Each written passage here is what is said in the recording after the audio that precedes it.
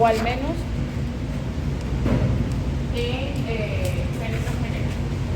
Entonces, en cuanto al criterio para el diagnóstico de la parasitosis en humanos, debemos recordar que el hospedador humano puede ser hospedador definitivo o intermediario, y en algunos casos hablamos de hospedador paraténico.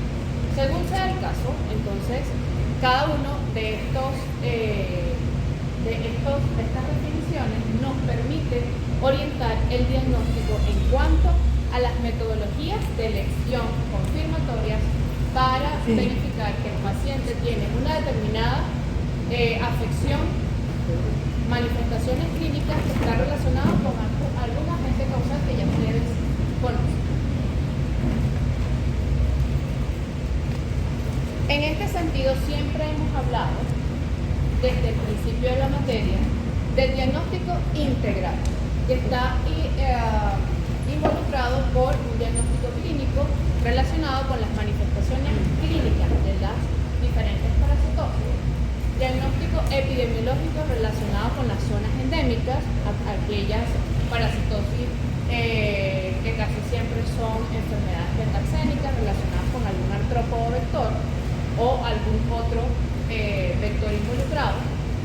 Y en ese caso es importante tener en cuenta los antecedentes epidemiológicos de las parasitosis que ya conocemos y que en la mayoría de los casos se puede hacer un diagnóstico parasitológico evidenciando el parásito en algún fluido corporal o en algún tejido en específico.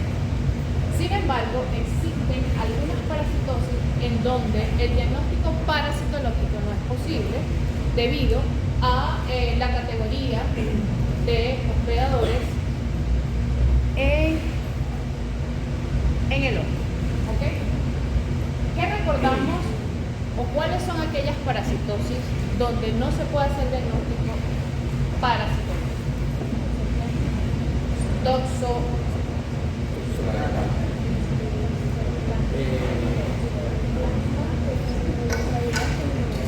¿Cuáles son? Toxoplasma.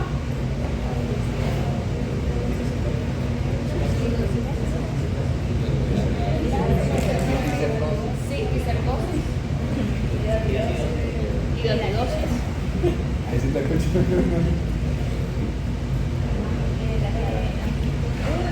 ¿Qué otra que es importantísima en población infantil? ¿Perdón? Larvas migrans vísceras, con toxocariasis. Todas y algunas de estas parasitosis son hospedadores paraténicos, por lo tanto, el diagnóstico parasitológico no es una de las opciones en el diagnóstico integral. Entonces, en esos casos hay que hacer un diagnóstico inmunológico indagando, investigando o determinando los parámetros de la respuesta inmunitaria. En ese caso, las técnicas inmunológicas tienen una versatilidad en cuanto a los tipos de metodologías que son empleadas en el laboratorio y específicamente en el diagnóstico de las parasitosis. Dentro de los componentes que vamos a indagar en esas técnicas, puede ser antígenos, ¿okay? Que no es más que moléculas o fragmentos de un agente causal, el cual es reconocido por un anticuerpo específico, ¿okay? Producto de la respuesta inmunitaria protectora o la capacidad de eliminar un agente causal en el organismo. Por su parte, los anticuerpos son aquellas moléculas que se encuentran en la sangre y que por supuesto van a reconocer a sus antígenos específicos, y es básicamente una de las herramientas del sistema inmunitario para eliminar agentes causales, bien sea componentes completos de parásitos, fragmentos o algún determinado segmento del parásito. Por ejemplo, en algunas metodologías también se pueden emplear epítopes, que son ciertos fragmentos de un determinado agente causal en nuestro interés de parásitos que se han demostrado Y esto nos ayuda o le confiere a la metodología especificidad y sensibilidad al momento de hacer la determinación a través de esta técnica. ¿Hasta ahora hay alguna pregunta? Ok, un ejemplo de respuesta inmunitaria o de respuesta inmune ante un agente causal. Recientemente vimos malaria, ¿okay? En términos generales, el organismo, el hospedador humano, se defiende ante un agente causal a través de componentes de la respuesta inmunológica. Inicialmente tenemos células presentadoras de antígenos que siempre hemos mencionado a los macrófagos y a las células dendríticas, y ellas van a reconocer al parásito de diferentes maneras, bien sean por receptores específicos, como por ejemplo receptores TOL, ¿okay? Puede reconocer al parásito completo como los pleroscoides, ¿okay? También puede reconocer algún fragmento del parásito como material o fragmentos de material genético, y cada uno de ellos va a despertar la respuesta inmunológica, todos con la intención de eliminar el parásito, ¿okay? Y además despertar la respuesta humoral produciendo anticuerpos. En el caso de malaria tenemos una potente respuesta inflamatoria, y esto está mediado por citoquinas proinflamatorias que luego se equilibran con citoquinas antiinflamatorias, y que todo ello va a estimular a los células NK y posteriormente a los linfocitos T para eliminar el parásito, y en ese proceso hay producción de anticuerpos. Estos elementos que se producen en la respuesta inmunitaria de cualquier agente causal, y por supuesto en el caso de los parásitos, es lo que vamos a determinar posteriormente en las pruebas inmunológicas de distintas formas. ¿Okay? Acá en la diapositiva anterior vimos hasta este fragmento, y luego hay una estimulación celular específicamente de los linfocitos T, y posteriormente hay una diferenciación de los plasmocitos para producir inmunoglobulinas IgG, IgM, IgA, IgE. ¿Sí? ¿Eso está claro? Ok.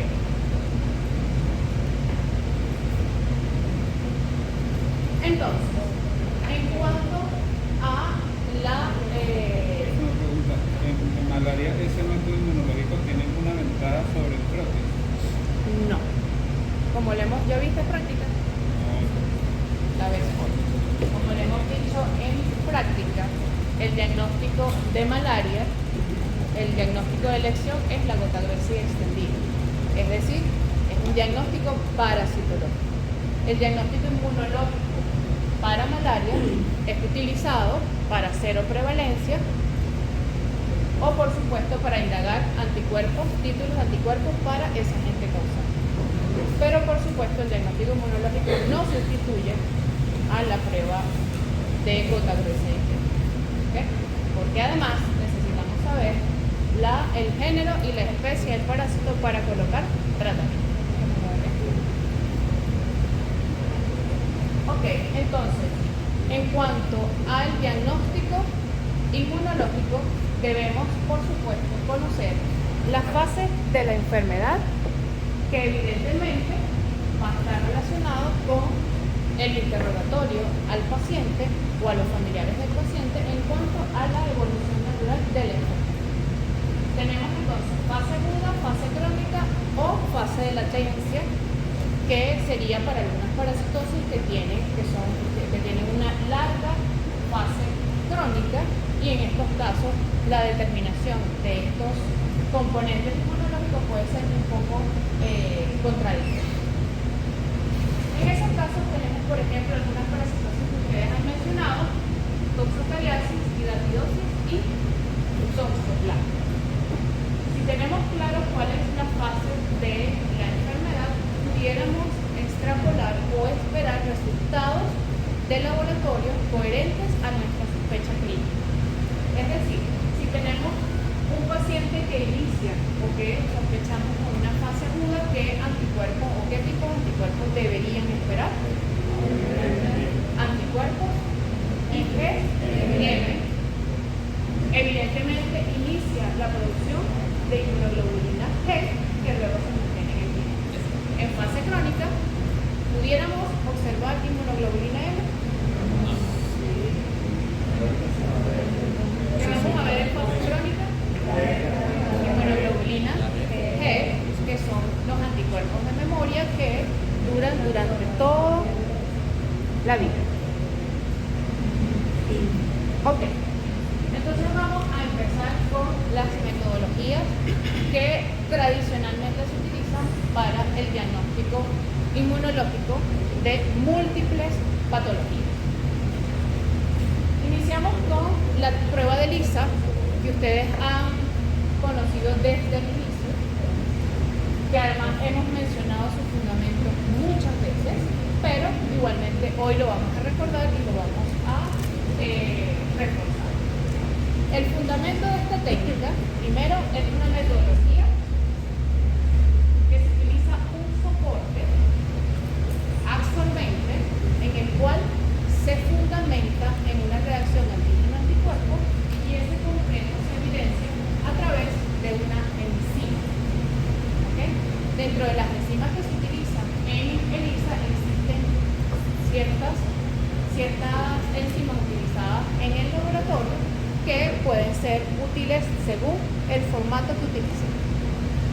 Se fundamenta en una reacción antígeno-anticuerpo en el cual podemos colocar en la placa tanto antígenos como anticuerpos, que luego va a ser detectado por su antígeno o anticuerpo respectivamente y que luego nos va a generar color y esto nos va a indicar que se ha ejecutado la reacción inmunológica. En cuanto a los tipos de ELISA, tenemos ELISA directo que detecta anticuerpos, en su mayoría este formato es ampliamente utilizado en el laboratorio. También existe ELISA indirecto que detectan anticuerpos y también están los ELISA sándwich, que son normalmente anticuerpos de carga. Como está en la diapositiva, básicamente su fundamento está relacionado con el reconocimiento del antígeno específico con los anticuerpos presentes en el suero del paciente. Como esta reacción no la puedo evidenciar a simple vista, debo colocar una enzima que al momento de utilizar su sustrato genera color y esto va a ser proporcional a la unión antígeno-anticuerpo o los complejos que se han formado en el pocillo de la placa. Posteriormente, estos resultados son cuantificados por un lector que nos va a determinar una densidad óptica y esto, por supuesto, va a ser reportado en los informes de laboratorio, que es, por ejemplo, un resultado para toxoplasma. ¿Okay? Es decir, tenemos un valor de referencia que denominamos cutoff y esto nos va a determinar que el paciente tiene anticuerpos específicos para un agente causal como el toxoplasma y adicionalmente a este formato puede determinarse la fuerza de unión entre antígenos y anticuerpos y determinamos avidez. De esta manera pudiéramos verificar que el paciente está en fase aguda o fase crónica y evidentemente la conducta médica posterior a ese resultado. En el caso de las pruebas o las parasitosis que utilizan esta técnica, por ejemplo, es toxocara, toxoplasma, hidatidosis, cistisarcosis. ¿Qué otras recuerdan? ¿Perdón? leishmaniasis. ¿Qué más? Para tripanosoma. Para tripanosoma.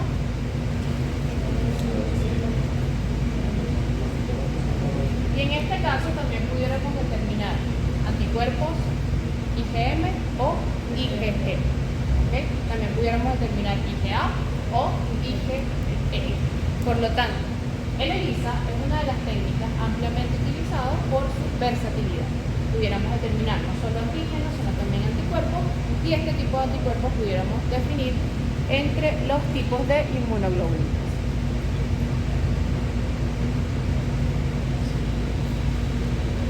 El MABA o ensayo de detección de múltiples antígenos es una técnica tipo dot plot basada en una reacción antígeno-anticuerpo.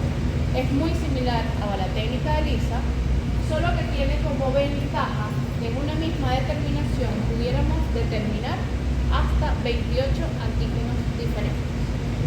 En esta tira de MABA pudiéramos incluso colocar toxoplasma, chagas, strongyloides, ascaris, malaria y cualquier otro agente causal que pudiéramos estar interesados en la investigación. En ese caso, en una misma prueba, pudiéramos hacer un screening detallado de un paciente con su historia infecciosa. ¿Okay? Esa es una de las ventajas de esta técnica.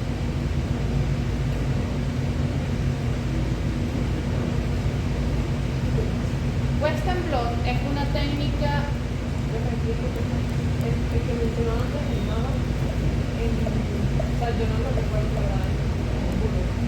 no la hemos mencionado. ¿En cuál es el caso? En Chagas podemos utilizarlo para 28 opciones. Todas las que sean como los estadísticos. Sí, pudiéramos utilizar las que es decir, en cada una de las colinas pudiéramos hacer paneles de infección o pudiéramos hacer un perfil de parasitosis en una determinada población. Entonces podemos poner en cada una de las colinas sería una reacción antígeno-anticuerpo, toxoplasma, chagas, malaria, HIV, herpes, cytomegalovirus, H. Entonces, en una misma determinación, en una misma técnica, pudiéramos evaluar la seroprevalencia de ese paciente a diferentes antígenos. ¿Es universal? ¿Eso es 28 antígenos? No. ¿El MABA viene con las mismas 28? No, lo pudiéramos fabricar dependiendo de las exigencias de una determinada población. Igualmente los ELISA. Solo que en el caso, en comparación al ELISA y un MABA, en el caso del ELISA, para cada placa es un antígeno. Si quiero determinar 28 antígenos diferentes, tuviéramos que tener 28 placas. ¿Okay? Entonces pudiéramos utilizar la técnica de MABA como una técnica de screening exploratoria y posteriormente pudiéramos utilizar otra técnica como la especificidad para confirmar ciertos componentes.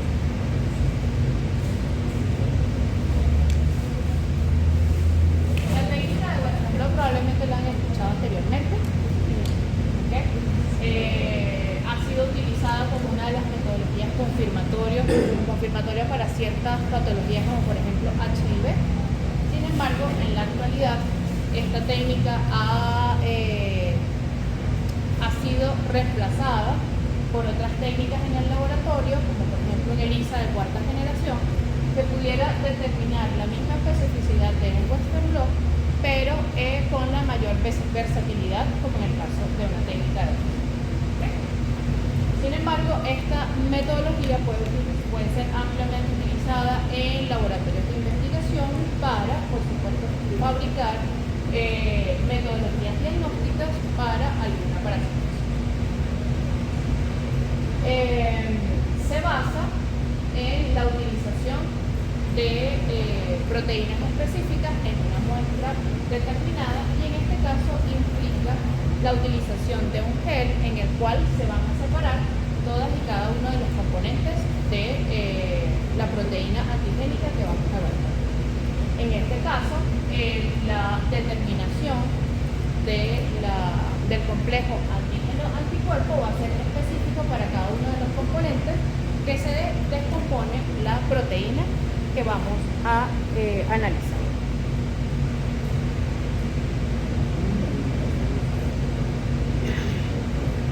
La electroforesis,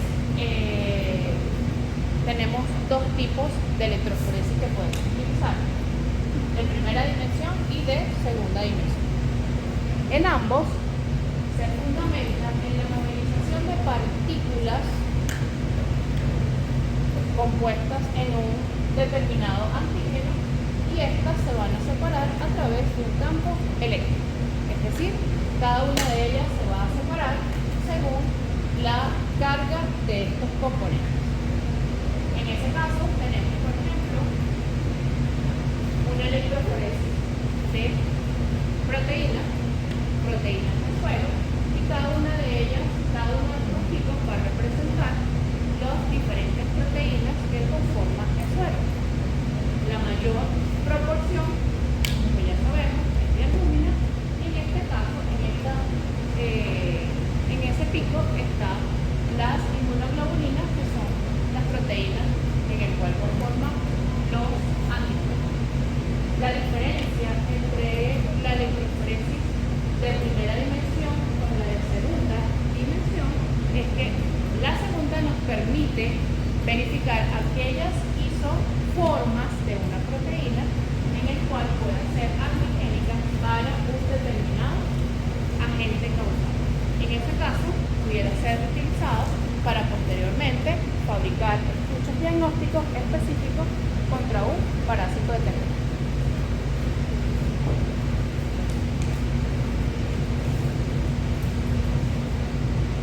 Inmunofluorescencia indirecta es una de las metodologías de elección de qué parasitosis.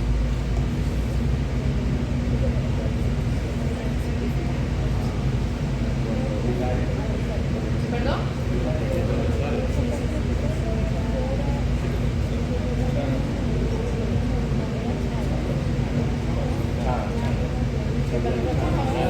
Chagas. ¿Qué más? Malaria. ¿Qué más? ¿Perdón? Protozoario. ¿Cuál protozoario? Hay como 15, así que... Ustedes lo mencionaron en el segundo parcial. Vamos a por ¿Ah? Leishmania tegumentaria.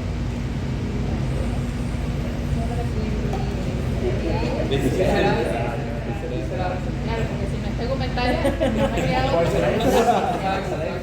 Okay.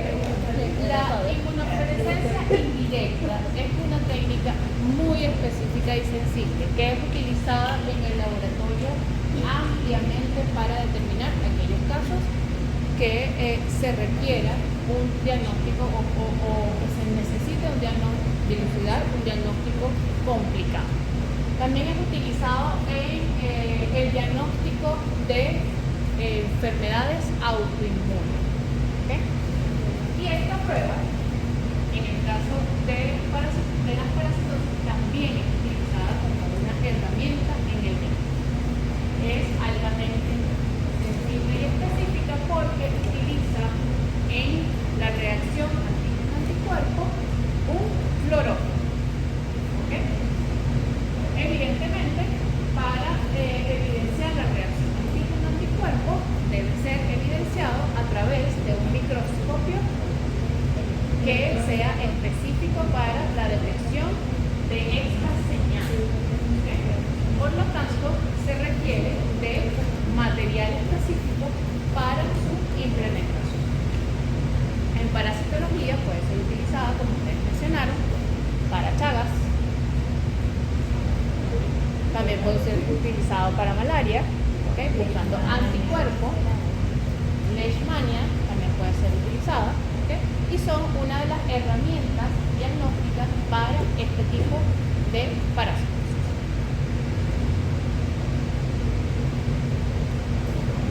En alucinación indirecta también la hemos mencionado durante el año escolar. ¿Para qué parasitosis se ha utilizado?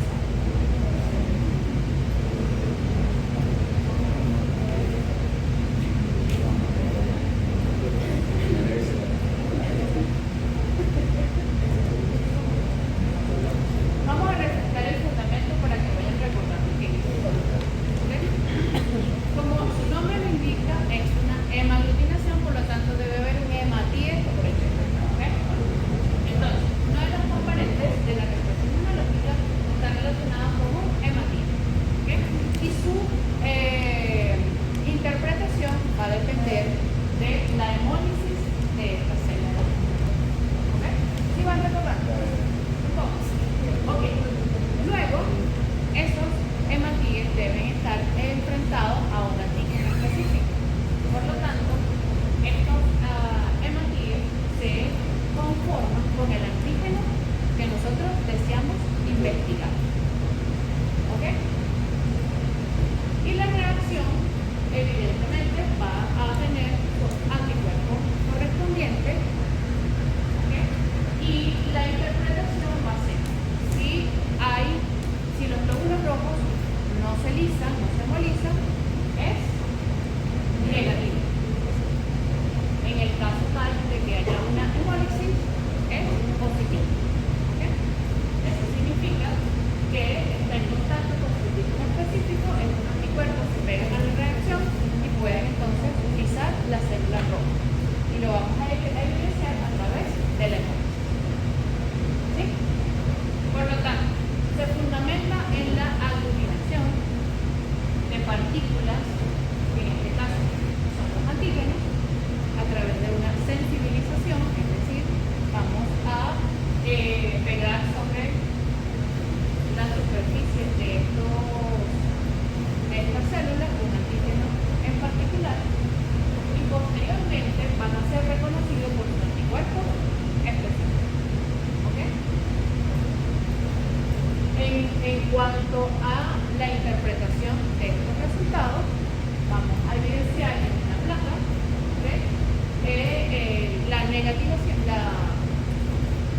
que se negativiza en el momento de que hay aglutinación. ¿Ok? ¿Recordaron la parasitosis en el cual podemos utilizar esta técnica? ¿Ah?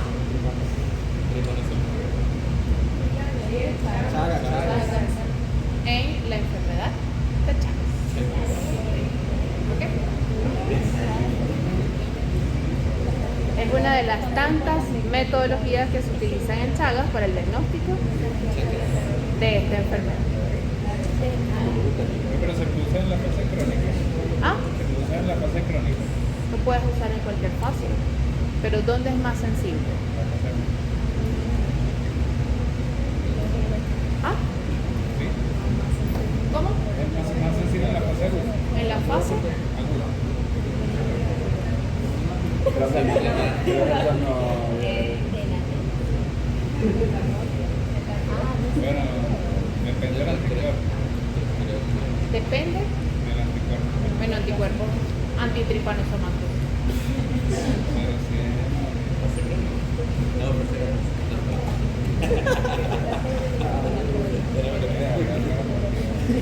Recuerden que hay un final, un examen final. Ok. Luego están las técnicas inmunocromatográficas. Esta es como una prueba de embarazo. Tiene el mismo fundamento. Se puede utilizar en cualquier parasitosis. Sin embargo, existen kits diagnósticos para alguna de ellas que ya nosotros hemos estudiado durante el año. Las técnicas inmunocromatográficas son técnicas donde se basa en la migración de la muestra a través del área de reacción, que es una microcelulosa,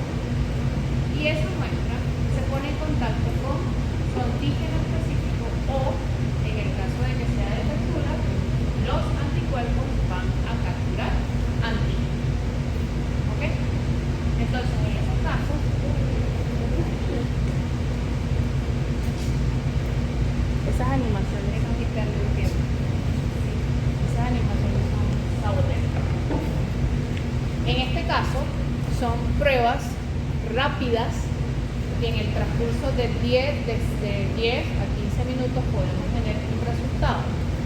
Y además se puede evidenciar macroscópicamente, ¿okay? Porque se utiliza en el sistema oro coloidal que nos permite teñir la reacción antígeno-anticuerpo en el área de lectura. ¿Okay? Entonces, en esas estuches pudiéramos hacer diseños de parasitosis como malaria, también podemos hacer estuches para giardia, amibiasis, toxoplasma, coccídeas, ¿okay? Y se evidencia anticuerpos o antígenos según la presentación de la vida.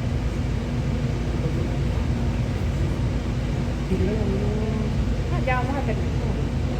En la práctica de malaria tenemos una presentación de estas técnicas que se basan en una reacción antígeno-anticuerpo. Es decir, cada una de ellas tiene un control interno que deben estar presentes para poder validar los resultados. Y en la línea del test se va a teñir de rosado o rojo según la interpretación de cada quien. Y ellas nos va a evidenciar si están positivos o negativos. En esta técnica simplemente podemos decir que está presente o no la reacción específica. ¿Okay? Y es tan sencilla como una prueba de embarazo.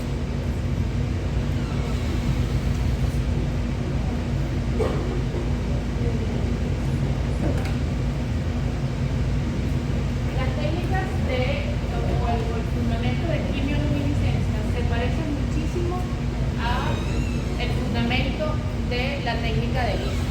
¿Okay? Igualmente necesitamos un soporte para fijar la reacción antígeno-anticuerpo, pero la diferencia va a ser el sustrato que vamos a utilizar. En este caso se utiliza un sustrato quimioluminiscente que por lo general es mucho más sensible y son utilizados para aquellos analitos donde tengan concentraciones muy bajas en circulación. ¿Okay?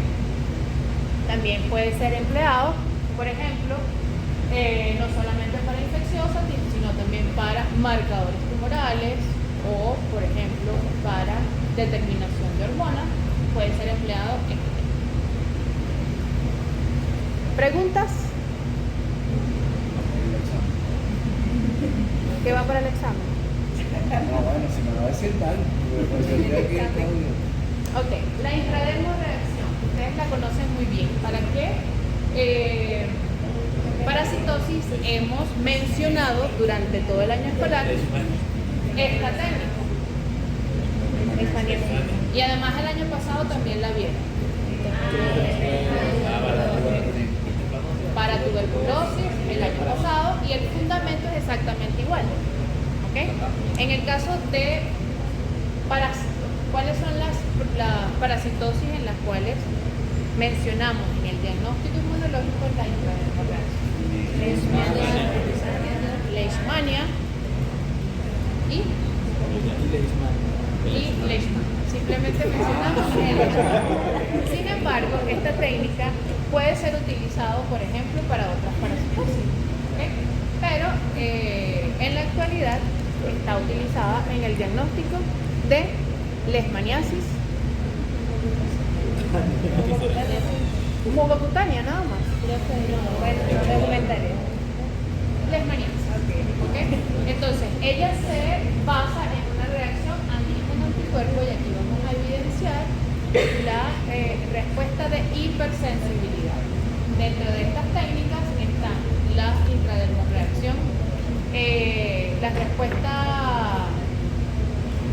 rápida y tardía de esta respuesta inmunológica. ¿Okay? Y lo que se hace es inocular un antígeno atenuado en la piel del paciente. ¿Sí? Pregunta. Y se lee a las 48 horas. En este caso, que vamos a observar cómo vamos a leer la reacción.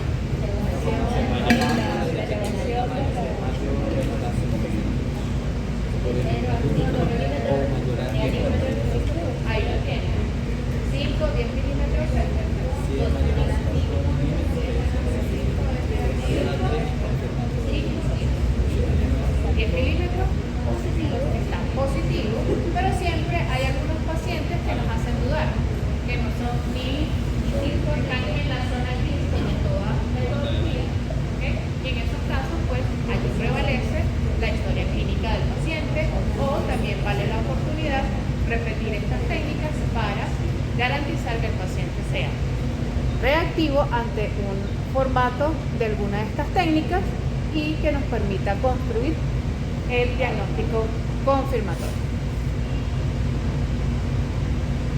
Esta es la última.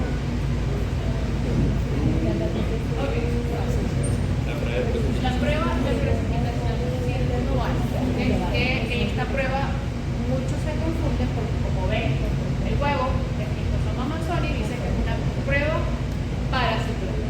¿Okay? En este caso igualmente es una prueba inmunológica donde evidenciamos la reacción antígeno-anticuerpo al microscopio, evidenciando las cadenas que se forman o las globitos que se forman alrededor del huevo de Schistosoma manzoni. En ese caso, evidentemente los antígenos del huevo de Schistosoma manzoni va a estar relacionado con la interacción de su anticuerpo específico. Entonces, aquí estamos hablando de un pool de proteínas que conforman el antígeno de los huevos de Schistosoma manzoni. Moraleja, no le ponga alimentación a la diapositiva. ¿Ok? Entonces, esta prueba es utilizada para el diagnóstico confirmatorio de la esquistosomiasis. ¿Ok? ¿Ah? Hay otro cambio. Yo tengo en esta cabeza que tengo otro. ¿El ELISA? ¿Qué me ves? No, el ELISA es un pero no ubico en tu pregunta. ¿Hay otro? Que si hay otro parásito que se use esa prueba. No. La PPCO solo es para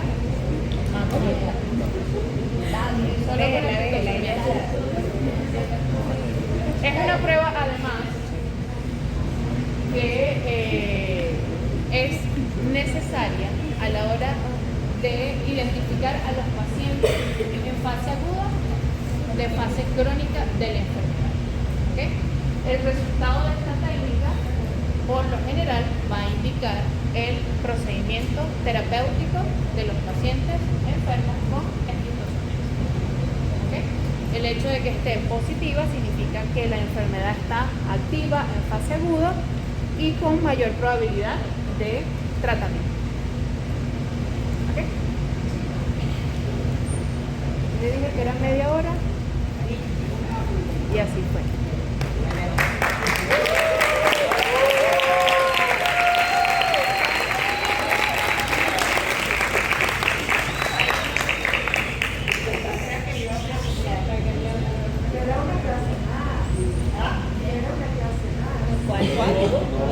Ya la adelantaron.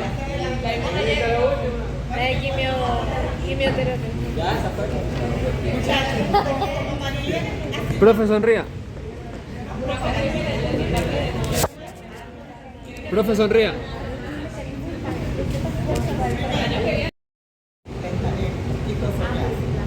Entonces, si nosotros llegásemos a preguntar, que todavía eso no lo hemos decidido, lo vamos a decidir el lunes por parte, la esquistosomiasis, o sea, la COP, no la van a poner ustedes, que sirve para diagnosticar cáncer. No puedo. Porque, cónchale, que están viendo el Yo huevo, como porque ella dice, no es un método microscópico, porque de todos los métodos diagnósticos que se evidencia la reacción al antígeno. En el caso de la prueba de Napier, que ya lo estudiaron en práctica, ustedes ven que hay unión de qué, no hay un antígeno, simplemente hay una aglutinación conglomerado de inmunoglobulinas que se verifica y dan un diagnóstico prescriptivo, que no es definitivo.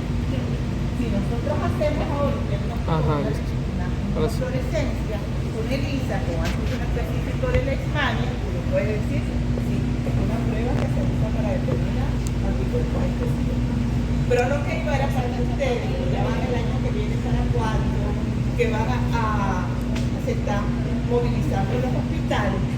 Aquí, esta técnica de MAVA que María les explicó, Es una técnica que se desarrolló aquí en el Perú. Está inclusive en fase, contigo en fase de validación, porque la idea es hacer un multidiagnóstico. Como le decía Marilia, lo importante es que nosotros quisiéramos ver leishmania, que es prima hermana del trypanosoma, ver si, que además epidemiológicamente se solapan, ver si esa persona que estamos examinando tiene leishmania o tiene anticuerpos. Los anticuerpos nos dicen a nosotros, la IgG, como dice ella, nos quedan de memoria, pero si tenemos IgM, nos dicen que tenemos infección activa. Ay, no. ¿Okay? Entonces, eso sería, bueno, de verdad que es el objetivo del Instituto donde Marilia inclusive también está involucrada en este proyecto de que se pueda obtener un método de multidiagnóstico. Ellas me preguntaban ahí al lado, las técnicas de Toxocar, ¿qué tan caro es una ELISA? Me decía, preguntaba ella, depende de los artículos, depende si es una ELISA casera. Por ejemplo, Marilia está en el laboratorio clínico, el kit de Toxocara es hiper caro y se tiene que cobrar caro, pero mucho tiempo aquí en el instituto se prepara el antígeno de Toxocara y las ELISAs no salían caras porque se prepara el antígeno in-house. ¿Qué pasa? Que eso se requiere buscar a las Toxocaras de los perros, ponerlos, sacarle los huevitos a estos gusanitos, que esos huevos evolucionen al alma y preparar ese antígeno de la casa. Eso es un trabajo que igual se hace en casa y resulta más barato. A ellos me piden muchos exámenes que gustaría registrarlo aquí, pero uno le dice Toxocara. Y entonces cuesta mucho porque les ha resultado muy costoso. Por otro lado, que le iba a recordar, la leishmanina es la única prueba intradérmica que se sigue aplicando, utilizando acá. Es una prueba que mide en respuesta a qué tipo celular. En algún momento aquí se utilizaba oncocerquina y oncocerquina mide respuesta humoral. ¿Ok? Se utilizó bilarcina, que también mide anticuerpos, es decir, las pruebas de hipersensibilidad inmediata que en 10, 15, 20 minutos ya teníamos la reacción. Pero las pruebas se utilizaba la toxoplasmina porque aquí se preparaba la toxoplasmina y la leishmanina se sigue preparando acá. ¿Por qué se dejó de utilizar la toxoplasmina? Se sustituyó porque ya le explicó la Elizabeth para hacer el citamos en fase aguda, en fase crónica. Porque en la medida en que nosotros nos sensibilizamos, nos hacen una prueba, nos sensibilizamos y en un futuro nos hacen una prueba, ya nosotros estamos sensibilizados. No significa que tengamos toxoplasmosis o que hayamos tenido con el caso de la leche. ¿Ok? Porque más que diagnóstico es para ver cómo está la respuesta del individuo antes de eso. Entonces, hagan la propaganda, que aquí hay muchas cosas caseras que se hacen y que está involucrada mucha gente sin necesidad de irnos a otros centros que son más costosos. Ella que me pregunta, bueno, pero eso lo respondiste, o alguien por ahí. En el caso de malaria, ha sido fabuloso las pruebas rápidas, fabuloso. Nosotros que hacemos salidas de campo y vamos a las áreas endémicas, para nosotros es una ayuda. Si no tenemos un microscopio en ese momento, tener una prueba rápida a la mano. En 10, 20, 15 minutos tenemos una respuesta.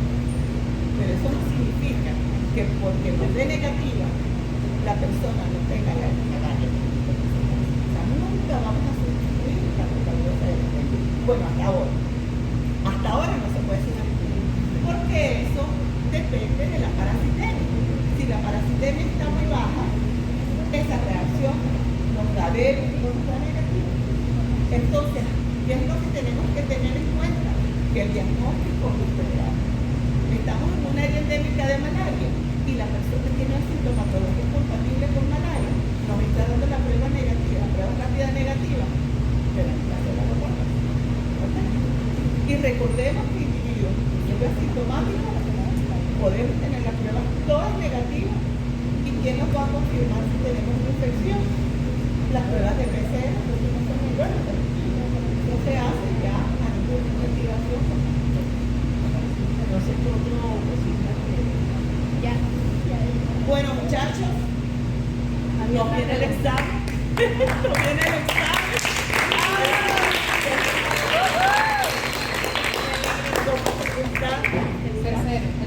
El Tercer parcial. dentro de 2 semanas. Chagas. Chagas. Yo sé por qué no. Chagas. Chagas otra vez. Chagas. Toxinas intestinales. Ahora plasmodium, quimioterapia, parásitos oportunistas. Bueno, vamos a poner los parásitos oportunistas. Ya ustedes conociendo las costillas intestinales de un individuo inmunocompetente, lo que tienen ustedes que tener en mente es qué pasa con un individuo que está inmunológicamente comprometido. ¿Okay? ¿Cómo definimos a un parásito oportunista? ¿Ok? Los métodos, por favor, lo que ella me decía, ella estaba. Tiene sentido que nos apoyamos los fundamentos de cada uno. Sí, porque va para el examen. Para el práctico, Por lo menos en el práctico tenemos que preguntarlo. Pero es muy probable que en el teórico le preguntemos, no es que sea un método de elección. ¿Para qué es un método de elección? Para aquellas parasitosis, marilia, que no podemos hacer el diagnóstico parasitológico. Ahí son de elección. Pero en el caso de las otras, ahora si le preguntamos el método de inmunodiagnóstico de elección, eso es diferente. ¿Ok? Porque, por ejemplo, en malaria, la técnica de elección inmunológica es la inmunización. Y después, pero el parasitológico es la botadura. ¿Ok? Y bueno, hasta ahora, si no vemos el bichito, no podemos decir que... Entonces, eso sí. Están libres.